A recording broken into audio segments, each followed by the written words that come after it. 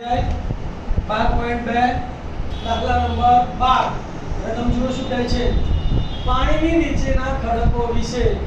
જહાજને ચેતવણી આપવા માટે એક દીવાદાંડી ધારો કે આ દીવાદાંડી છે 16.5 કિલોમીટરના અંતર સુધી અહીંથી પ્રકાશ ફેંકવાનું શરૂ કરે તો અહીંયા સુધી ફેંકે તો અંતર કેટલું થયું 16.5 કિલોમીટરના અંતર સુધી 80 વૃત્તાંશના આપણે લઈથી આ પૂર્ણ 80 અંશ સુધી બીજો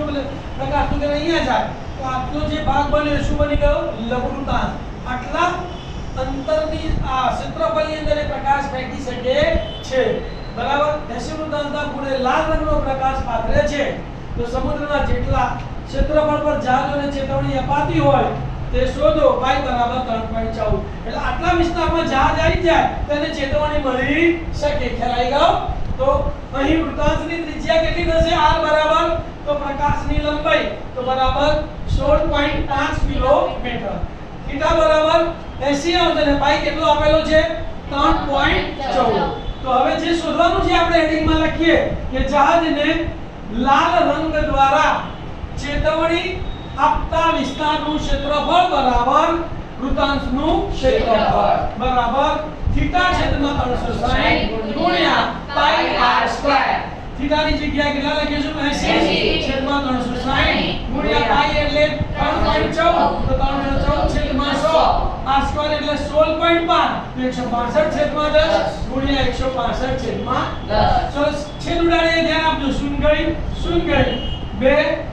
ચારે ભાગ 4 છે 4 દુ 8 4 9 36 અહીંયા 5 છે અહીંયા શૂન્ય છે એટલે પાંચે ભાગ ચાલે તો 5 દુ 10 5 તરી 15 એક વધ્યો 5 તરીને 15 ફરી અહીંયા પાંચે ભાગ ચાલે 5 દુ 10 તો અહીંયા ઉપર કેટલા આવશે 33 અહીંયા ત્રણે ભાગ ચાલે 3 તરી 9 11 તરી 33 3 1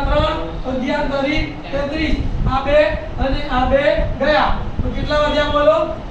314 ગુણ્યા 11 ગુણ્યા 11 314 ગુણ્યા 11 ગુણ્યા 11 અને છેદમાં 100 ગુણ્યા 2 તો 314 ગુણ્યા 11 ગુણ્યા 11 એટલે 121 કરીએ તો જવાબ આવે 37994 ભાગ્યા 100